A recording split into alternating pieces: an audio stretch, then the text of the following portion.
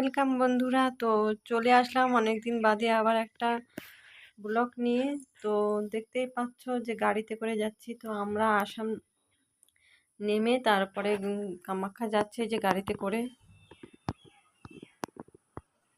দেখতেই পাচ্ছ এখানে এসে একটা হোটেল নিয়েছি। তো ফ্রেশ ট্রেশ হয়ে দেখো রেডি হয়ে হোটেলটা তোমাদের সঙ্গে শেয়ার করছি।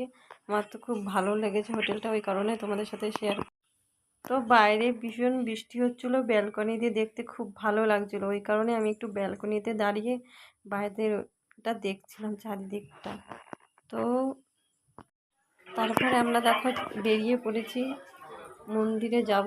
সন্ধ্যের সময় আরতি হয়, তাই আরতি দেখতে আর ঠিকঠাক করে সব কিছু দেখতে। পরের দিন কোথা থেকে কি লাইন হয় কি না হয় এগুলো সব কিছু চারিদিক দেখে ভালো করে ঘুরে ঘুরে ভালো করে দেখছি আর কি। এই দেখো দোকানে সব কিছু আর কি। তারপরে দেখো মন্দিরের দিকে তো মন্দিরে দর্শন। তো এই দেখো মেন মন্দিরটা।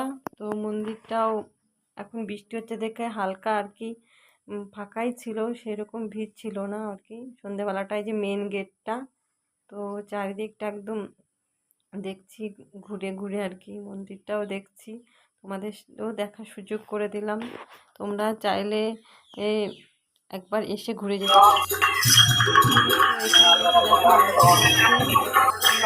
আরতি দেখছিলাম, ঠিক আছে, ভালোই লাগছিল।